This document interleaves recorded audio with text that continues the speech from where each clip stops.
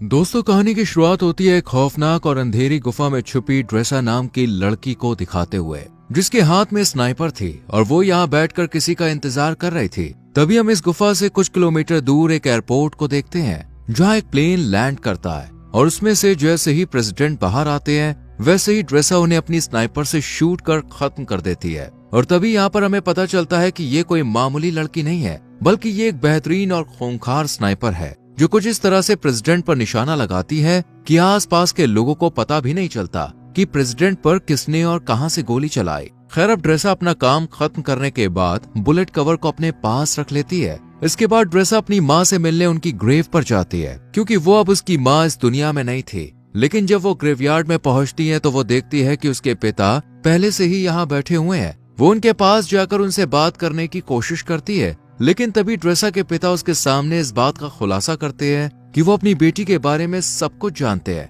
कि वो एक स्नाइपर है और अभी अभी उसने एक इंसान की जान ली है। इस पर ड्रेसा उन्हें जवाब देते हुए कहती है कि कभी कभी तो मुझे नींद भी नहीं आती है। और इतना कहकर वो अपनी जेब से बुलेट का कवर निकालती है और इसे अपने पिता के हाथ में सौंप देती है। वो इस कवर को भी बाकी के इकट्ठा हुए कवर के साथ रख देते हैं। और यहाँ पर हमें पता चलता है कि ड्रेसा ने पहले भी बहुत सारे लोगों को मौत के घाट उतारा है। अब ड्रेसा के पिता उसे अपने कैंसर के बारे में बताते हैं और कहते हैं कि मेरे पास बहुत कम समय बचा है और मैं केवल कुछ ही दिनों का मेहमान हूँ, लेकिन आने वाले दिनों में अगर मैं नहीं मरा तो इस वैलेंटाइन डे के दिन मैं खुद अपनी जान ले लूंगा। ये सुनते ही ड्रेसा के पैरों तले जमीन खिसक जाती है और वो अपने पिता को ऐसा करने से मना करती है। लेकिन वो अब भी ड्रेसा से यही कहते हैं कि यह हम दोनों की आखिरी मुलाकात है और शायद अब हम ना मिले। वहीं दूसरी तरफ हम लिवाई नाम के एक आदमी को देखते हैं जिसे उसके बुरे सपनों ने परेशान कर रखा है। इसलिए लिवाई समुद्र के किनारे बैठकर अक्सर पोयम लिखता है और आज भी वो यहीं बैठा हुआ होता है। तभी लिवाई के पास अचानक एक मैसेज आता है जिसमें उसे एक एड्रेस पर आने के लिए कहा जाता है। लिवाई मैसेज पढ़ते ही तुरंत अपनी गाड़ी यहाँ से लेकर निकल जाता है और उस एड्रेस पर पहुंच जाता है। वो जैसे ही घर के अंदर एंटर करता है तो यहाँ उसकी मुलाकात एक लेडी से होती है जिसका नाम होता है बार्थोलोम्यू। और इन दोनों की बातों से हमें पता चलता है कि लिवाई पहले मिलिट्री में एक स्नाइपर हुआ करता था, लेकिन अब उसने इस काम से रिटायरमेंट ले ली है और अपना ज्यादातर समय घर पर ही बिताता है। यहाँ बार्थो लिवाई से बात करती है और उसे एक नया मिशन सौंपते हुए कहती है कि मैं तुम्हें किसी दूसरी जगह भेजना चाहती हूँ, क्योंकि तुम एक बहुत अच्छे स्नाइपर हो, इसलिए ये काम सिर्फ तुम ही कर सकते हो। साथ ही वो लिवाई से ये भी पूछती है कि क्या तुम्हारी फैमिली में कोई ऐसा है जो तुम्हारे जाने के बाद तुम्हें मिस करे, क्योंकि हो सकता है कि तुम वहाँ जाने के बाद उन्हें कभी ना मिल पाओ। ये सुनकर लिवाई थोड़ा सोच में पड़ जाता है और बार्थो से कहता है कि मेरी फैमिली में ऐसा कोई नहीं है और मैं अकेला रहता हूँ। इसके बाद बार्थो से मिशन की सारी जानकारी बाद में देने का कहती है। इसके बाद लिवाई को बेहोश कर दिया जाता है और जब उसकी आंख खुलती है तो वो अपने आप को एक प्लेन में पाता है। लेकिन लिवाई को अब तक ये नहीं पता था कि उसे मिशन के लिए कौन से देश ले जाया जा रहा है। इसलिए वो प्लेन में मौजूद स्टाफ से जब ये बात पूछने की कोशिश करता है तब सभी उसकी बात को इग्नोर कर देते हैं। पर एक पायलट आकर लिवाई को बताती है कि तुम्हारी डेस्टिनेशन आ चुकी है और अब वो उसे यही लैंड कराने वाले हैं। साथ ही वो लिवाई से ये भी कहती है कि तुम्हें अपनी मंजिल तक पहुंचने के लिए यहाँ से कम 32 किलोमीटर पैदल चलकर जाना होगा, तभी तुम उस जगह पर पहुंच पाओगे जहाँ से तुम्हें इस मिशन को अंजाम देना है। इतना कहने के बाद वो लिवाई को एक पैराशूट देती है जिसे पहनकर वो प्लेन से नीचे बर्फ पर कूद जाता है और फिर धीरे धीरे आगे बढ़ने लगता है। लिवाई को पैदल चलते चलते अब 2 दिन बीत जाते हैं और 2 दिन बाद आखिरकार वो अपनी मंजिल तक पहुंची जाता है, जहाँ सबसे पहले उसकी मुलाकात जीडी नाम के एक आदमी से होती है जो उसे एक वॉच टावर की तरफ ले जाता है और उसे बताता है कि अगले 1 साल तक तुम यहीं पर काम करोगे। मैंने भी यहाँ पर 1 साल तक काम किया है, लेकिन अब मेरा टाइम पूरा हो चुका है, इसलिए अब तुम्हें ये काम सौंपा गया है। हालांकि लिवाई को अब भी समझ नहीं आ रहा था कि आखिर उसे क्या काम करना है। यही सवाल जब वो जेडी से पूछता है तब वो उसे बताता है कि यहाँ एक बहुत ही गहरी खाई है जिसे जॉर्ज नाम दिया गया है। बस लिवाई को इसी की पहरेदारी करनी है और कुछ भी नहीं करना है। इसके बाद वो लिवाई को यहाँ के रूल्स बताते हुए कहता है कि वो महीने में सिर्फ 1 बार ही इन लोगों से कांटेक्ट कर सकता है और उसके टावर का नाम वेस्ट टावर है, जबकि दूसरी तरफ एक ईस्टर्न टावर भी मौजूद है। लेकिन वहाँ के लोगों से लिवाई को किसी भी तरह की कोई बातचीत नहीं करनी है, क्योंकि उसका काम सिर्फ अपने मिशन पर ध्यान देना है और ईस्टर्न टावर वाले भी केवल अपने मिशन पर ही फोकस रखते हैं। साथ ही वो लिवाई को ये भी बताता है कि वो 1 साल तक किसी से भी कांटेक्ट नहीं कर सकता है और यहाँ एक ऑटोमेटिक गन भी है जिसे हर रोज लिवाई को रीलोड करना होगा अगर उनमें गोलियां नहीं है तो। इसके अलावा नीचे बहुत सारी माइंस भी हैं, अगर उनमें किसी तरह का कोई विस्फोट होता है तो लिवाई को उन्हें भी देखना होगा। हालांकि लिवाई को अब तक समझ नहीं आ रहा था कि आखिर उसका मिशन है क्या, इसलिए वो जेडी से पूछता है कि क्या मेरा काम यहाँ पर आने वाले लोगों को जॉर्ज के करीब जाने से रोकना है। इस पर जेडी कहता है नहीं, जो चीज जॉर्ज के अंदर है उसे ऊपर आने से रोकना है। फिर वो एक छोटा सा बम उठाता है और उसे खाई यानी जॉर्ज के अंदर फेंक देता है। जैसे ही धमाका होता है, अचानक खाई से एक बहुत ही डरावनी और अजीब सी आवाज सुनाई देती है जो किसी मॉन्स्टर की तरह लग रही थी। और यहाँ पर हमें इस खाई की असलियत का पता चलता है कि इसके अंदर कोई छोटी मोटी या मामूली चीज नहीं है, बल्कि कुछ बेहद ही खौफनाक छुपा हुआ है। इसके बाद जेडी लिवाई से कहता है कि जो चीजें जॉर्ज के अंदर छुपी हुई हैं, उन्हें हैलोवीन कहा जाता है और तुम्हें उन्हें ऊपर आने से किसी भी हाल में रोकना होगा। ऐसा कहा जाता है कि साल 1940 में सेना की 3 बटालियन इन्हीं हैलोवीन को रोकने के लिए नीचे गई थी, लेकिन वो भी कभी वापस नहीं आई। साथ ही वो लिवाई को एक स्ट्रे डॉग अलार्म के बारे में बताता है। जिस दिन वो अलार्म बजना शुरू हो जाए, उस दिन तुम बिना कुछ सोचे समझे बस यहाँ से अपनी जान बचाकर भाग जाना। हालांकि मुझे भी नहीं पता कि ऐसा क्यों बोला गया है, लेकिन मुझे जो पता है बस वो मैं तुम्हें बता रहा हूँ। इतने में इन दोनों की नजर सामने वाले टावर पर पड़ती है, जहाँ अब किसी नए अफसर को अपॉइंट किया गया था, क्योंकि पुराने अफसर को 1 साल पूरा हो चुका था। अब जेडी लिवाई को खाने पीने के बारे में बताते हुए कहता है कि उसका 1 साल के खाने का इंतजाम यहाँ कर दिया गया है, बाकी अगर वो चाहे तो शिकार भी कर सकता है। वहीं जेडी लिवाई के सामने इस बात का भी खुलासा करता है कि ये जगह 75 सालों से सीक्रेट रही है और किसी को भी इसके बारे में कुछ नहीं पता है, और हमें भी आने वाले टाइम में इस जगह को सीक्रेट ही रखना है। इतना कहने के बाद जेडी यहाँ से निकलकर बाहर आ जाता है और सिग्नल देने के लिए जैसे ही स्मोक करता है, तब एक हेलीकॉप्टर उसे लेने के लिए आ जाता है और जेडी इस पे चढ़ जाता है। लेकिन हेलीकॉप्टर में मौजूद अफसर पहले उससे उसकी आइडेंटिटी पूछता है और फिर उसे शूट कर मार देता है, जिससे हमें पता चलता है कि ये जगह इतनी सीक्रेट है कि यहाँ से किसी को भी बाहर जाने नहीं दिया जाता है। इधर हम लिवाई को देखते हैं जो बिल्कुल वैसा ही करता है जैसा उसे बताया गया था। वो ऑटोमेटिक गन के अंदर गोलियां डालता है और आसपास का जायजा लेने लग जाता है। जब पूरा 1 महीना गुजर जाता है, तब वो यहाँ से किसी को कांटेक्ट करने की कोशिश करता है और उन्हें बताता है कि मेरा किसी भी दुश्मन से कोई आमना सामना नहीं हुआ है। इतना कहकर वो कॉल कट कर देता है,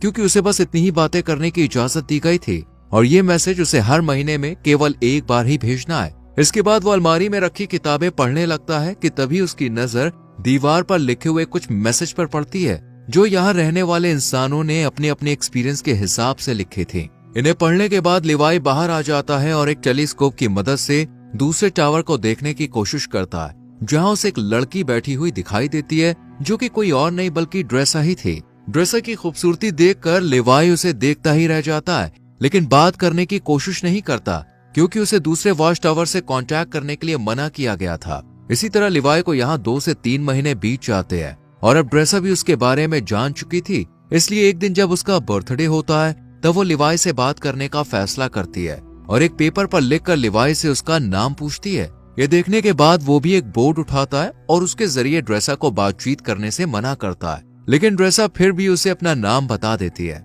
जिसके बाद लिवाई भी ज्यादा ना सोचते हुए अपना नाम लिख देता है और इस तरह दोनों में दोस्ती हो जाती है। एक दिन जब लिवाई को पता चलता है कि ड्रेसा एक स्नाइपर है, तो वो उसका टेस्ट लेने के लिए उसके सामान पर निशाना लगाता है, जिसके बाद ड्रेसा भी अपने आप को प्रूव करने के लिए स्नाइपर उठाती है और उसके वॉच टावर पर निशाना लगाती है। लेकिन तभी उसकी नजर कुछ मॉन्स्टर पर पड़ती है, जो कि खाई में से बाहर आ रहे थे। वो जल्दी से लिवाई को इशारा करके ये बात बताने की कोशिश करती है, जिसके बाद वो उन मॉन्स्टर पर ताबड़तोड़ फायरिंग शुरू कर देता है, लेकिन उनकी तादाद बहुत ज्यादा थी, इसलिए ड्रेसा भी लिवाई की मदद करती है और अपने वॉच टावर से ही उन मॉन्स्टर का खात्मा कर देती है। पर इसी दौरान एक मॉन्स्टर उसके पास पहुंच जाता है, जो देखने में आधा इंसान और आधा जानवर जैसा था। ड्रेसा जब उसे देखती है तो वो अपनी जान बचाने के लिए उस पर गोली चलाने की कोशिश करती है, लेकिन कोई फायदा नहीं होता और वो मॉन्स्टर लगातार ड्रेसा की तरफ बढ़ता रहता है। लेकिन सही वक्त पर लिवाई उसे शूट कर उसकी जान ले लेता है और ड्रेसा को बचा लेता है। इसके बाद अगले दिन लिवाई माइंस के अंदर जाता है, जहां अचानक खाई में से एक छोटा सा ड्रोन निकलता है और उड़कर यहाँ से चला जाता है। लेकिन उसके जाने से पहले लिवाई और ड्रेसा दोनों इसे देख लेते हैं, लेकिन इन्हें पता नहीं होता कि आखिर ये है क्या। इस तरह इन दोनों को यहाँ कुछ महीने और बीत जाते हैं और अब दिसंबर का महीना शुरू हो चुका था, जहाँ एक दिन अब लिवाई ड्रेसा से मिलने का फैसला करता है और वो अपने आरपीजी में जहाँ मिसाइल डाली जाती है उस जगह पर एक रस्सी को बांध देता है। उसे ऐसा करते हुए ड्रेसा भी देख लेती है, लेकिन उसे भी समझ नहीं आता कि आखिर लिवाई करना क्या चाहता है। इतने में लिवाई इस मिसाइल को दूसरी तरफ छोड़ देता है, जो कि एक रस्सी के सहारे बंधी हुई थी, और ये रस्सी ड्रेसा के पास पहुंच जाती है, जिसके बाद वो इसे एक पेड़ से बांध देती है और फिर लिवाई इसके सहारे यहाँ से दूसरे वॉच टावर तक पहुंच जाता है। इधर ड्रेसा जब उसे देखती है तो उसे बहुत ज्यादा खुशी होती है, पर वो लिवाई को गले लगाने से पहले उसे नहाने के लिए कहती है और खुद सीसीटीवी कैमरे की मदद से लिवाई को नहाता हुआ देखती है। इसके बाद ये दोनों एक दूसरे से बहुत सारी बातें करते हैं और इस दौरान ड्रेसा लिवाई से पूछती है कि तुमने सबसे लंबा शॉट कब मारा था। इस पर लिवाई बताता है कि मैंने 3240 मीटर दूर से एक आदमी को मार गिराया था और पहले मैं मरीन में काम किया करता था।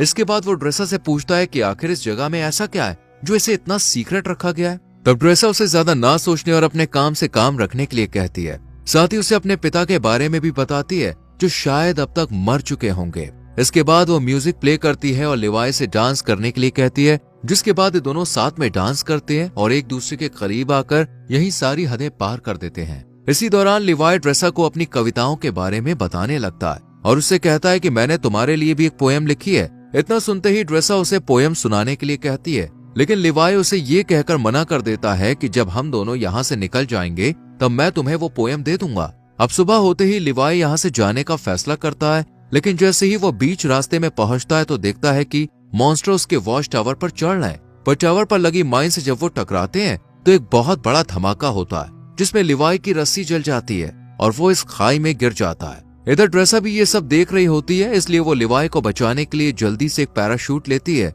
और बिना कुछ सोचे समझे खाई में कूद जाती है। जिसके बाद हम ड्रेसा को एक नदी में बहते हुए देखते हैं जो कि इसी खाई के अंदर मौजूद थी। वो किसी तरह अपने आप को बचाकर किनारे तक ले आती है। वहीं हम लिवाई को एक पेड़ से लटका हुआ देखते हैं जहां अचानक एक बड़ा सा केकड़ा आकर उस पर हमला कर देता है, जिस वजह से लिवाई पेड़ से नीचे गिर जाता है और यहाँ उसे पेड़ की जड़ें पूरी तरह से जकड़ लेती है। इससे पहले कि वो लिवाई को नुकसान पहुंचा पाती, यहाँ ड्रेसा आकर उसे बचा लेती है और ये दोनों इस जगह को देखने लगते हैं कि तभी यहाँ कुछ हॉलोमैन घोड़े पर सवार होकर आते हैं और इन पर हमला कर देते हैं। लेकिन लिवाई और ड्रेसा इनसे डरने के बजाय इनका डट कर मुकाबला करते हैं और 2 हॉलोमैन को मार गिराते हैं, लेकिन एक वहां से भाग जाता है। इधर लिवाई ने जिस हॉलोमैन को मारा था वो अब उसे चेक करने के लिए उसके पास आता है तो देखता है कि इसने वर्दी पहनी हुई है। वर्दी को देखते ही लिवाई को जेडी की बताई हुई बात याद आ जाती है कि आज से सालों पहले 3 बटालियन सेना इस खाई के अंदर गिर गई थी जो कभी वापस नहीं आई, लेकिन ये अब तक जिंदा कैसे है, यही सवाल लिवाई को सोचने पर मजबूर कर देता है। खैर अब ये दोनों आगे बढ़ते हैं और एक ऐसी जगह पर पहुंच जाते हैं जहां इंसानों के अंदर से पेड़ बाहर निकल रहे थे। इन्हें देखकर ऐसा लगता है जैसे यहाँ किसी वायरस ने अपना आतंक फैलाया हो। अभी लिवाई और ड्रेसा इस खौफनाक मंजर को देख ही रहे थे कि इतने में ही कुछ हॉलोमैन इनकी तरफ आने लगते हैं, जिनसे बचने के लिए ये दोनों एक चर्च में पहुंच जाते हैं। लेकिन चर्च का नजारा बेहद ही डरावना था क्योंकि यहाँ कई लोगों की डेड बॉडी पड़ी हुई थी जिन्होंने वायरस के कहर से बचने के लिए खुद ही अपनी जान ले ली थी। तभी ड्रेसा के ऊपर एक मकड़ी अटैक कर देती है जो कि देखने में काफी बड़ी थी, मानो उसके ऊपर भी जैसे वायरस का असर हो गया था। और वो जैसे ही इन पर हमला करती है ये दोनों मिलकर इसे शूट कर यहीं खत्म कर देते हैं। लेकिन तभी दरवाजा तोड़कर कुछ हॉलोमैन यहाँ आ जाते हैं, जिन्हें देखते ही लिवाई और ड्रेसा जल्दी से चर्च में भाग निकलते हैं और पहाड़ों के बीच बनी एक सुरंग में पहुंच जाते हैं। और दरवाजे को आगे बंद करके जब इस सुरंग को अंदर से देखते हैं तो इन्हें एक तरह की लैब दिखाई देती है जहाँ पहले कभी एक्सपेरिमेंट किए गए थे। यहाँ इन्हें एक बैकअप जनरेटर भी मिलता है जिसे ये लोग स्टार्ट कर देते हैं और फिर लिवाई को यहाँ एक डीवीडी प्लेयर भी मिलता है। डीवीडी की इस कैसेट को जब ये दोनों प्ले करते हैं तो स्क्रीन पर एक लेडी दिखाई देती है जो इस जगह को लेकर अपने सीक्रेट मिशन के बारे में बताती है। साथ ही वो आगे ये भी कहती है कि हम यहाँ एक केमिकल मिसाइल बना रहे थे जिसमें बहुत सारे लोग मिलकर काम कर रहे थे, लेकिन एक दिन जब इस जगह पर भूकंप आया तो भूकंप की वजह से जो मिसाइल हमने तैयार की थी वो लीक होनी शुरू हो गई और इस तरह ये केमिकल आसपास फैल गया, जिसकी वजह से कई लोग इन्फेक्टेड हो गए और मैं भी इन्फेक्टेड हूँ। हालांकि उन्होंने ये बात मिलिट्री को भी बताई थी और कहा था कि इस जगह के ऊपर बमबारी करके इसे डिस्ट्रॉय कर दिया जाए ताकि ये केमिकल बाहर कहीं ना फैल सके, लेकिन मिलिट्री ने इनकी बात पर गौर नहीं किया। इस लेडी की बातें सुनने के बाद अब लिवाई और ड्रेसा को सब कुछ समझ में आ जाता है, इसलिए ये सुरंग को और करीब से जानने की कोशिश करते हैं और तब इन्हें यहाँ एक नए जमाने का कंप्यूटर मिलता है जो कि काफी अजीब बात थी। इसलिए ये इस कंप्यूटर को ऑन करने का फैसला करते हैं और इसमें मौजूद इन्फॉर्मेशन को देखकर एकदम हैरान रह जाते हैं क्योंकि इसमें एक डार्क लैब नाम की कंपनी के बारे में पता चलता है जो कि पैरामिलिट्री बनाने का काम करती है। वो यहाँ से इन्फेक्टेड लोगों के सैंपल ले जाती है और उनसे अपने सोल्जर को सुपर सोल्जर बनाने का काम करती है, इसलिए कोई भी देश इस जगह को पूरी तरह से मिटाना नहीं चाहता है। साथ ही लिवाई को ये भी पता चलता है कि ये जो खाई है ये 4.2 किलोमीटर लंबी है। इसके बाद ये दोनों जैसे ही यहाँ से बाहर निकलते हैं अचानक एक हॉलो मैन इनके ऊपर हमला कर देता है और ड्रेसा को रस्सी से बांधकर खींचते हुए अपने साथ ले जाता है। हालांकि वो रस्सी को काटने की कोशिश करती है लेकिन कोई फायदा नहीं होता। इधर लिवाई भी उसे ढूंढने के लिए इधर उधर भटकता रहता है और एक ऐसी जगह पर पहुंचता है जहां एक बहुत बड़ी मिसाइल मौजूद थी। वही हम ड्रेसा को एक पेड़ से लटका हुआ देखते हैं और वो हॉलो मैन भी उसके सामने ही खड़ा होता है, जिससे ड्रेसा उसे खोलने के लिए कहती है। लेकिन वो जब उसकी बात नहीं सुनता तो वो खुद ही किसी तरह अपने हाथों को खोलकर उस पर अटैक कर देती है। काफी देर तक इन दोनों में लड़ाई जारी रहती है। इतने में ही यहाँ लिवाई भी आ जाता है और हॉलो मैन को शूट कर ड्रेसा को बचा लेता है। लेकिन जब वो वर्दी पर उसका नाम देखता है तब उसे पता चलता है कि वॉच टावर पर पहरेदारी देने वाला ये पहला इंसान था जो बाद में इन्फेक्टेड हो गया। इसलिए ये दोनों अब यहाँ से निकलने का फैसला करते हैं और यहाँ खड़ी एक कार के अंदर